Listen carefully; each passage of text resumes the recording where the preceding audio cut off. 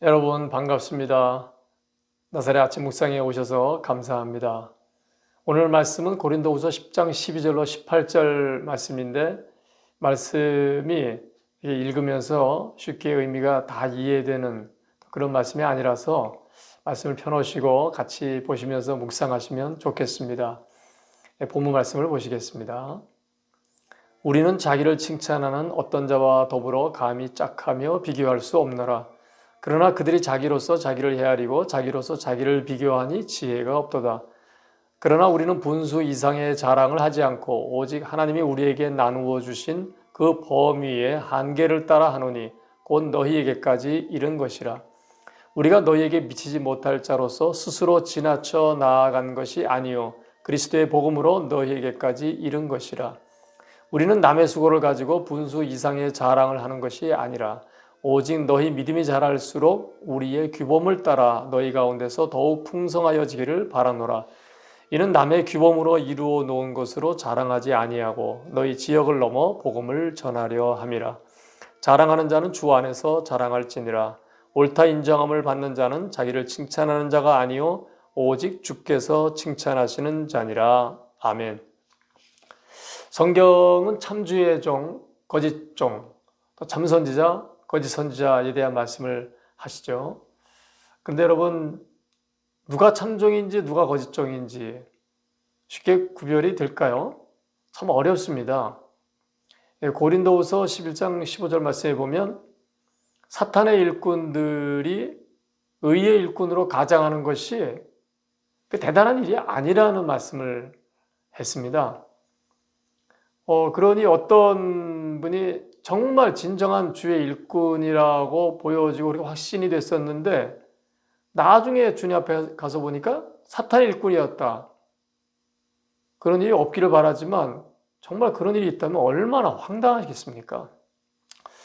오늘 본문을 통해 참 주의 일꾼, 거짓 주의 일꾼, 참종, 거짓종을 구별하는 그 기준 중에 한 두 가지를 저희가 볼 수가 있는데, 하나는 자기를 칭찬하는, 자화자찬하는 것은 참주의 종과는 거리가 멀다 이렇게 볼 수가 있고, 또 남이 한 수고를 마치 자기가 한 것처럼 그렇게 남의 것을 뺏어서 자랑하는 그런 사람은 참주의 종과는 거리가 멀다 이렇게 이제 볼 수 있다는 것이죠. 12절에 자기를 칭찬하는 어떤 사람이라는 표현이 나오는데 그들은 사도 바울을 대적하는 사람들이었습니다. 오늘날 라이센스 받듯이 자기들은 사람이 써준 어떤 추천서를 가지고 그것을 보여주면서 다른 사람에게 우리가 참 주의 일꾼이다. 반면에 사도 바울은 아무 추천서도 없지 않느냐. 그런 사람은 어떻게 믿을 수 있느냐. 이렇게 대적하는 사람들이었습니다. 고린도 교회는 사도 바울이 복음 전해서 세워진 교회인데 거기서 아무 일도 하지 않았던 사람들이 나타나서 자기들이 뭘 한 것처럼 또 자기들이 더 나은 것처럼 그렇게 사람들을 미혹하는 것입니다.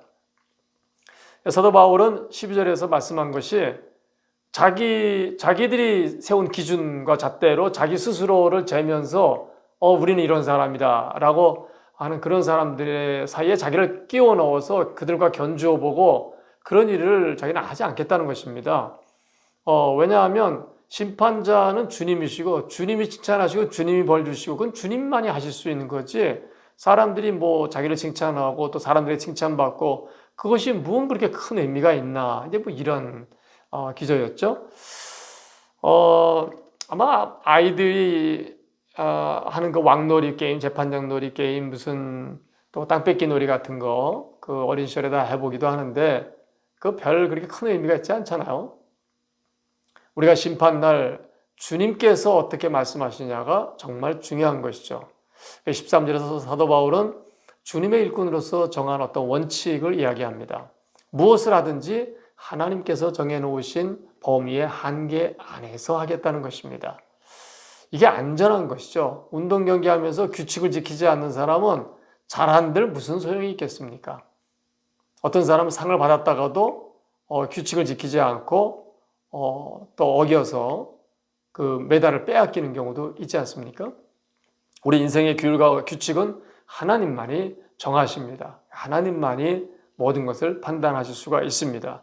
13절 말씀은 사도 바울이 고린도 교회에 복음을 전한 것도 하나님이 정하신 한계 안에서 한 것이다. 한계를 벗어나서 내 마음대로 한 것이 아니라는 말씀을 하신 것인데 이것이 그리스도인의 진정한 멋이고 자랑거리입니다. 14절에서 너희에게 미치지 못할 자로서 라는 표현을 합니다. 바울 사도가 복음 전하러 고린도에 간 것은 여러분에게 가면 안 되는 내가 내 마음대로 가서 한 것이 아니라는 말씀을 하신 것입니다. 사도 바울은 로마서 15장 20절에도 말씀했듯이 그의 원칙이 있었습니다. 그리스도의 복음을 이미 전에 받았고 그리스도의 이름을 부르는 곳에 자기는 복음을 전하지 않기를 힘쓴다. 그런 말씀을 했죠. 다른 사람이 전하는 것보다 사도 바울이 전하면 더 잘 전하지 않겠습니까? 더 바른 복음을 전한다고 자신을 갖고 있지 않겠습니까? 그래도 사도 바울은 그렇게 하지 않았습니다. 이미 누군가 복음을 전했다면 그가 잘 전했든 못 전했든 이미 그리스도의 이름을 부르는 곳은 먼저 전한 그분의 터다. 임자가 있는 곳이다. 이렇게 생각을 했습니다. 다 그리스도가 주인이고 그리스도의 터, 누가 먼저에게 무슨 의미가 있냐 이렇게 하고 가지 않았습니다. 먼저 복음을 전한 사람을 존중하고 그분을 인정한 것이죠.